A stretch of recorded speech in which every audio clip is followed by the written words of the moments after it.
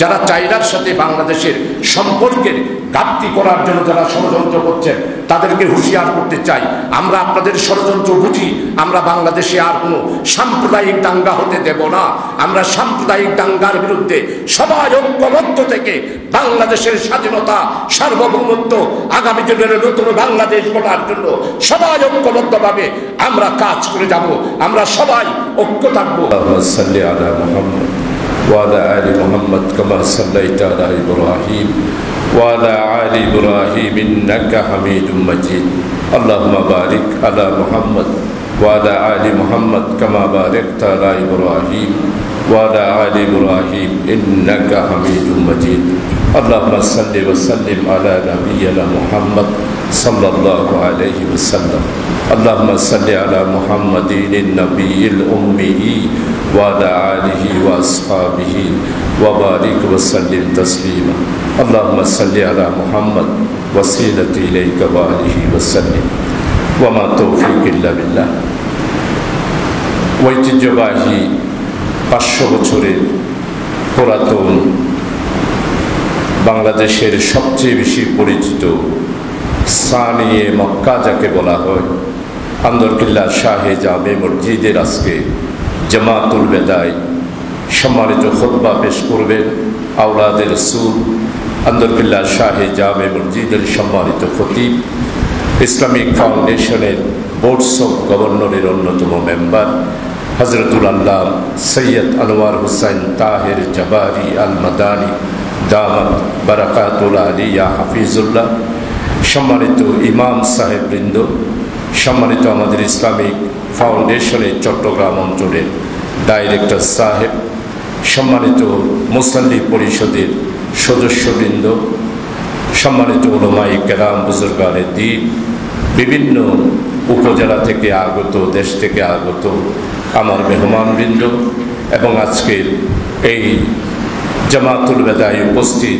দিনদার, দিনদরদি, রোজাদার, আল্লাহর খাস মুমিন বান্দা, আমার প্রিয় ভাই সব, আমি আল্লাহ তাআলার শুকরিয়া আদায় করছি। আজকে আমরা প্রায় রমজানের প্রায় বিদায়ের পথে, কয়েকদিন পরেই ঈদ উল ফিতর হবে। জামাতুল বেদায় পর্যন্ত আল্লাহ তাআলা যে আমাদেরকে হায়াত দিয়েছেন, আমরা মসজিদে বসে যে আজকে এখানে নামাজ আদায় করার সুযোগ পেয়েছি, সারা পৃথিবী বিশেষ করে আমাদের বাংলাদেশে আজকে জামাতুল বেদায় প্রত্যেক মসজিদে হাজার হাজার মুসল্লিয়ানে কেরাম আজকে আল্লাহর সান্নিধ্য পাওয়ার জন্য আজকে সবাই আজকে মসজিদমুখী, আজকে সবাই মসজিদে নামাজ আদায় করার জন্য উপস্থিত হয়েছে। আন্দরকিল্লা শাহে জামে মসজিদেও ঐতিহাসিকভাবে আজকে জামাতুল বেদাতে হাজার হাজার মুসল্লিয়ানে কেরাম আজকে সবাই আমরা উপস্থিত হয়েছি। সম্মানিত উপস্থিতি, আপনারা জানেন আন্দরকিল্লা শাহে জামে মসজিদ একটি ঐতিহ্যবাহী মসজিদ, ঐতিহাসিক মসজিদ। এই মসজিদের বিশাল একটি ইতিহাস আছে। এইখানে ফিরিঙ্গিরা, মারাঠারা, পর্তুগিজেরা এই মসজিদের এলাকাতেই তাদের গোড়াসাদ এবং তাদের বন্দিশালা এবং এটাকে তাদের দুর্গ এই হিসাবে দীর্ঘদিন এই এলাকাতে যারা শাসন করতেন তারা তাদের দখলে ছিল। বাদশাহ আলমগীর এই মসজিদটাকে উদ্ধার করে আমাদের মসজিদের যাত্রা, এই আন্দরকিল্লার পুরাতন যেই মসজিদটা আছে এই মসজিদ থেকে যাত্রা শুরু করেছেন এবং আমাদের চট্টগ্রামের বিশিষ্ট জমিদার উমেদ আলী খান এই মসজিদের জন্য প্রায় ৬০ একর জমি উনি দান করেছিলেন। উনি অলিখা মসজিদেও ওনার উমেদ খান সম্পত্তি দান করেছেন, তবিয়ত খান মসজিদের জন্য দান করেছেন, পাহাড়তলির সাগর পাড়ের মসজিদের জন্য উমেদ খান আজকে দুনিয়া থেকে চলে গিয়েছেন সদকায়ে জারিয়া হিসেবে, সেই মসজিদেও জায়গা উনি দিয়েছেন। আনোয়ারার একটা বিশাল মসজিদ সেখানেও দিয়েছেন, বাঁশখালীর একটা মসজিদ সেখানেও দিয়েছেন। উমেদ আলী খান এইভাবে করে আমাদের চট্টগ্রাম সহ বাংলাদেশের বিভিন্ন প্রত্যন্ত অঞ্চলে ওনার জমির উপরে মসজিদ প্রতিষ্ঠিত হয়েছে। ওনারই দানকৃত প্রায় ৪ একর জমির উপরেই আমাদের চট্টগ্রাম শাহে জামে মসজিদের কমপ্লেক্স। আপনারা সম্মানিত মুসল্লিয়ানে কেরাম, আপনারা আন্দরকিল্লা শাহে জামে মসজিদকে আন্তরিকভাবে আপনারা সবাই ভালোবাসেন এবং এই মসজিদের সহিত চট্টগ্রামের সর্বস্তরের দিনদার দিনদরদি বিশিষ্ট ব্যক্তি বুজুর্গারে দিনদের সাথে এই মসজিদের সাথে এই সম্পর্ক। এই মসজিদে যারা ইমামতি বিশেষ করে খতিব হিসাবে ছিলেন তারা সবাই আওলাদে রসূল ছিলেন। সর্বশেষ আল্লাহ তাআলার মেহেরবানি, আল্লাহ তাআলার দয়া, আল্লাহ তাআলার নিয়ামত, আমরা এই পর্যন্ত আওলাদে রসূলদের মাধ্যমে আমাদের এই শাহে জামে মসজিদের খতিব হিসাবে মসজিদ পরিচালনায় আলহামদুলিল্লাহ দায়িত্ব পালন করে আসছেন। আমরা প্রায় 3 জনের নাম বেশি করে জানি। হাফেজ আব্দুল করিম, সৈয়দ আব্দুল করিম আওলাদে রসূল রহমতুল্লাহ আলাইহি, যার কবর হচ্ছে জান্নাতুল বাকিতে। এরপরে সৈয়দ আব্দুল আহাদ মাদানী রহমতুল্লাহ আলাইহি, যার কবর রিয়াজউদ্দিন বাজারে আমাদের চৈতন্যগল্লিতে মসজিদের পাশেই আছে। কালকে আমরা জিয়ারতে গেছিলাম, আমি গেছিলাম, মোশারফ ভাই গেছিল, অনেকেই গিয়েছিল, আপনারা অনেকেই হাজার হাজার মুসল্লি কালকে জিয়ারত করেছেন। এর পরবর্তী পর্যায়ে ইসলাম বিশুদ্ধ হয়ে ওনার নসিহত অনুসারে এবং তৎকালীন 91 সালের সরকার যারা ছিলেন তাদের সহযোগিতায় আমরা বর্তমান যিনি আমাদের খতিব হিসাবে আওলাদে রসূল আনোয়ার হোসেন তাহের জাবারি মাদ্দাজিলুল আলী হাফিজুল্লাহ, উনি আজকে আমাদের দায়িত্ব পালন করছেন। আমরা ওনার পিছনেই আজকে প্রায় 20-22 বছর ধরে, 28 বছর, 29 বছর ধরে আলহামদুলিল্লাহ। আমিও তখন 91 সালে এমপি ছিলাম। ওনাকে আমরা চট্টগ্রামবাসীর পক্ষ থেকে লক্ষ্মীপুরে গিয়ে, হায়দারগঞ্জে গিয়েই ওনাকে আমরা এনেছি। এই ব্যাপারে সহযোগিতা করেছিলেন সরকার, আর বিশেষভাবে বাইতুল শরীফের মুফতি আব্দুল জব্বার সাহেব রহমতুল্লাহ আলাইহি, উনি এই সবচেয়ে বেশি এই ব্যাপারে উদ্যোগ গ্রহণ করেছিলেন।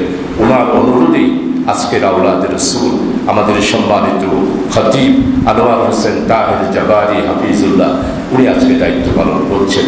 এই মসজিদ বিভিন্ন কারণে বিভিন্নভাবে আজকে এই মসজিদকে আমরা যেভাবে যে স্থানে নিয়ে যাওয়ার কথা ছিল সেটা পারি নাই। আরেকটা মসজিদ প্রতিষ্ঠিত হয়েছে যেটা জাতীয় মসজিদ জমিয়তুল ফালাহ। অবশ্যই এটাও আমাদের চট্টগ্রামের জন্য একটা বিশাল সম্পদ। জমিয়তুল ফালাহ এটাও বিশাল জায়গার উপরে প্রতিষ্ঠিত। আর আন্দরকিল্লা শাহে জামে মসজিদের বড় দুঃখ হলো 4 একর জমির মধ্যে আমরা এখন মাত্র 13 একর জমির মধ্যেই আমাদের মসজিদটা, আর 2.5 একর জমি বিভিন্ন রাস্তা ঘাট এবং বাজার এবং বিভিন্নভাবে কৌশলে তারা বিভিন্নভাবে উদ্যোগ গ্রহণ করে প্রশাসনের সহযোগিতায় বিভিন্ন রাজনৈতিক দলের নেতৃবৃন্দ প্রভাবশালীরা 2.5 একর জমি মসজিদের এখনো তাদের দখলে রয়েছে। এখন আর আমাদের পক্ষে এই জায়গা উদ্ধার করা সম্ভব নয়। বর্তমান ধর্ম উপদেষ্টা আমাদের জনাব মাননীয় আফাম খালিদ সাহেব সম্মানিত, উনিও এখানে এসেছিলেন, আমরা ওনার সাথেও বৈঠক করেছি। আমাদের এই জায়গা উদ্ধার করতে গেলে বিশাল একটা হাঙ্গামা তাঙ্গামা এগুলো করতে গেলে আর মসজিদ হবে না। এই জন্য আমরা ওনাদের প্রস্তাবে রাজি হয়েছি 2 একর অর্থাৎ 13 একর হচ্ছে আরও বেশি জায়গা যা আছে। এইখান থেকে আবার এবিএস স্কুলও আমাদের কিছু জায়গা দিয়ে নিয়েছে। এরপরে এখানে একটা কবরস্থান, কোনো সিদ্ধান্ত ছাড়া একটা কবরস্থান করেছে, সেটাও কিছু জায়গা দিয়ে দিয়েছে। আরেকটা মাঠ করেছে, সেখানেও জায়গা চলে গিয়েছে। আইন কলেজ করেছে, সেখানেও জায়গা চলে গিয়েছে। আইন কলেজের পাশে যে এই মার্কেটটা, এটা আমাদের মসজিদের এই মার্কেট, সেটাও আজকে ব্যক্তিমালা মালিকানা এবিএস কমপ্লেক্সের আন্দোলনে সেখানেও জায়গা চলে গিয়েছে। এখন আমরা শুধু 13 একর জায়গার উপরে আমাদের মসজিদটা আছে। আপনারা দোয়া করবেন। আজকে ধর্মীয় উপদেষ্টা মহোদয় এখানে নামাজ পড়ার কথা ছিল, সরকারি কাজে উনি আসতে পারেন নাই। এই জন্য আমি আজকে সার্বিকভাবে আমাদের বর্তমান ইন্টেরিয়র গভর্নমেন্টের পক্ষ থেকে সম্মানিত ডাইরেক্টর সাহেব আছে, আপনাদের অভিহিত করার জন্যই আমি আপনাদের সামনে দাঁড়িয়েছি। এই ডের উপরে একটা প্ল্যান হচ্ছে, 5টা প্ল্যান বিশ্ব যারা নকশা করেন ওনারাও সাবমিট করেছেন, বাংলাদেশেরও কয়েকজন সাবমিট করেছেন, আমাদের পুরাতন একটা নকশা আছে সেটাও সাবমিট করেছেন। এখন আপনাদের মুসল্লিদের একটু আমাদের দোয়া দরকার। আমরা কি প্রত্নতাত্ত্বিকেরা সবাই বলতেছে এই পুরাতন মসজিদটা রেখেই ডেভেলপমেন্ট করে, আর আমরা অনেকেই বলছি যে পুরাতন এটা তো একদম জর্জর হয়ে গিয়েছে, এটা রেখে কি হবে। আমরা মদিনায় মুনাওয়ারার আদলে আমরা নতুনভাবে একটা প্ল্যানের মাধ্যমে মসজিদটা অগ্রসর হই। তো আপনারা যারা পুরাতন এই আন্দরকিল্লাবাসী আছেন, কোতোয়ালিবাসী আছেন, দেওয়ানবাজারের আছেন, আর আরও অন্যান্য যারা রয়েছেন, আপনারা মুরব্বীরা সবাই যদি একমত হন, আমাদের দ্বিধাদ্বন্দ্ব ছাড়া নতুন একটা মসজিদে নববীর আদলে 1.5 একর উপরেই একটা মসজিদ আমরা নির্মাণ করব, এটা হলো আমাদের আশা। কিন্তু এখানের স্থানীয় কিছু মুরব্বী এবং আগে যে পুরাতন যারা আছেন তাদের কথা হলো এই পুরাতন মডেলের মসজিদটা রেখে দেওয়া। এই পুরাতন মসজিদ মডেলটা রেখে দিলে আমরা যে বৃহত্তর একটা প্ল্যান নিতে চাচ্ছি সেটা করা বড় দুষ্কর হয়ে যাবে। এই জন্য আপনারা মেহেরবানি করে সবাই একমতের ভিত্তিতে একটা পরিকল্পনাতে যদি রাজি হই, তাহলে আমাদের কাজটা আরম্ভ করা সম্ভব হবে। আমরা চেয়েছিলাম রমজানের মধ্যেই এটার ভিত্তিপ্রস্তর দেওয়া। বিভিন্ন জটিলতার কারণে জানেন তো, আমাদের সরকারে যারা থাকে একটা না একটা ফেজ বের করবেই। কোনো একটা কাজ করতে আপনি যাবেন, গ্রামেও একটা কাজ করতে যাবেন, কেউ পক্ষে থাকবে, কেউ বিপক্ষে থাকবে। আন্দরকিল্লাহ শাহ জামে মসজিদের ব্যাপারও আপনারা বুনেদি যারা আছেন তাদের একটা বক্তব্য, আর আমরা যারা আছি তাদের একটা বক্তব্য, মুসল্লিরা এমন আমরা সবাই একমত যে মসজিদে নববীর মডেলেই আমরা একটা নতুন মসজিদ স্থাপন করব। এটাই হলো আমাদের সবাই ঐক্যমতের ভিত্তিতে আমাদের সবাই আবেদন। তো যারা পুরাতন প্রত্নতত্ত্ববিদেরা পুরাতন মসজিদ আপনারা রাখতে চাচ্ছেন, এটা আমার মনে হয় আপনাদের সিদ্ধান্তের ব্যাপারে আপনারা আমার মনে হয় একটু চিন্তা করা দরকার। আগামী আমার মনে হয় আমরা যদি 1000 বছর চিন্তা না করলেও 500 বছর চিন্তা করি, তাহলে একটু পুরাতন এই মসজিদ রেখে দিয়ে, যেমন অলিকা মসজিদ রেখে দিয়েছে, পুরো সৌন্দর্যটা নষ্ট হয়ে গেছে। আপনারা যারা চকবাজারে নামাজ পড়েন তারা দেখেন এখানে মসজিদটা সুন্দর করে যদি হতো, কত সুন্দর মসজিদ হতো, কিন্তু পুরাতন মসজিদটা রেখে দেওয়ার কারণে নতুন মসজিদটা দেখাই যাচ্ছে না। এই জন্য আমরা সবাই একমতের ভিত্তিতে মসজিদে নববীর আদলে আন্দরকিল্লাহ শাহে জামে মসজিদকে যেন আল্লাহ কবুল করেন, সবাই দোয়া করেন। সম্মানিত উপস্থিতি, এরপরে আর দীর্ঘ কথা নয়, আমি শুধুমাত্র বলবো আজকে প্যালেস্টাইনের যে আজকে মুসলমানদেরকে হত্যাযোগ্য, আমাদের শিশু কিশোর, আপনাদেরও ছেলে সন্তান আছে, আমাদেরও ছেলে সন্তান আছে, প্যালেস্টাইনের ছেলেরা কি অপরাধ করেছিল? আধিপত্যবাদী সাম্রাজ্যবাদী আপনারা কেন ইসরায়েলের মাধ্যমে আমাদের মুসলমান শিশু কিশোর নারী নির্বিশেষে আপনারা হত্যা করছেন?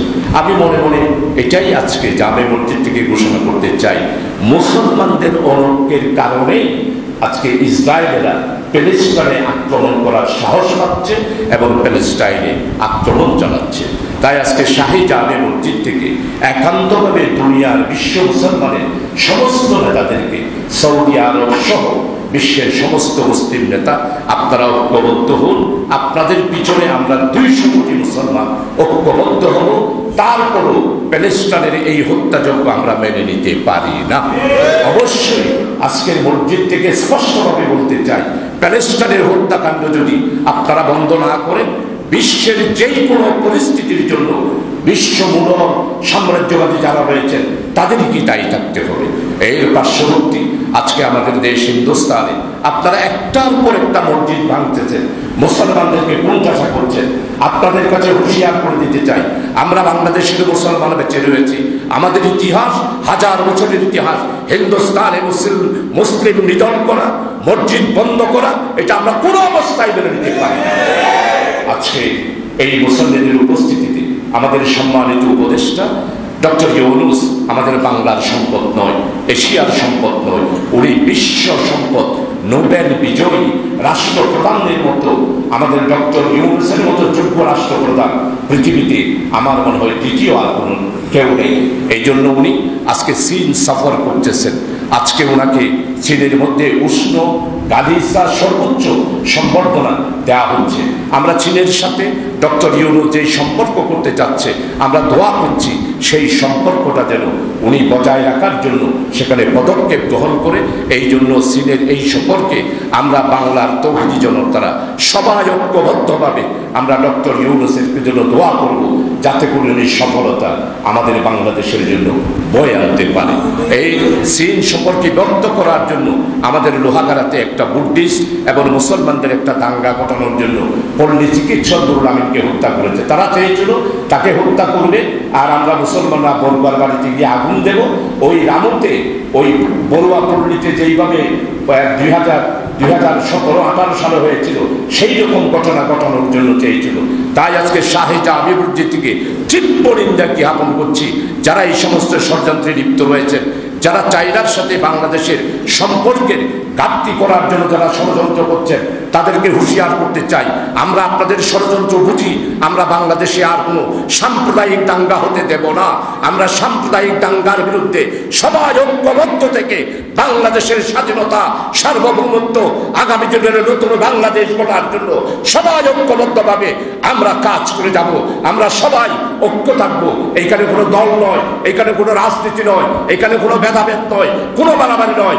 বাংলাদেশের ব্যাপারে বাংলার 13 কোটি মানুষ আমরা স্বাধীন, আজকে আমরা স্বাধীনতা প্রেমিক, স্বাধীন প্রেমিক, দেশপ্রেমিক, আমরা সবাই ঐক্যবদ্ধ রয়েছি।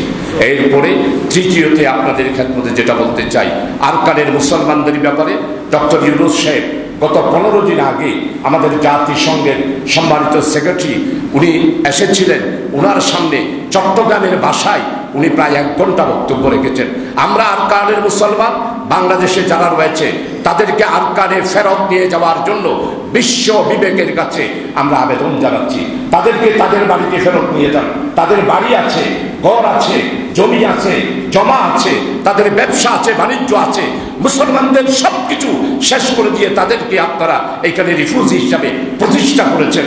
আমরা স্পষ্টভাবে আজকে জামাতুল বেদাতে সরকারের যেই পদক্ষেপ আমরা তাকে সমর্থন জানাই। সরকার এদেরকে আরকানে পাঠিয়ে দেওয়ার ব্যাপারে যে উদ্যোগ গ্রহণ করেছে আমরা তার সাথে রয়েছি। আপনারা কি সাথে আছেন? অবশ্যই আমরা সাথে আছি।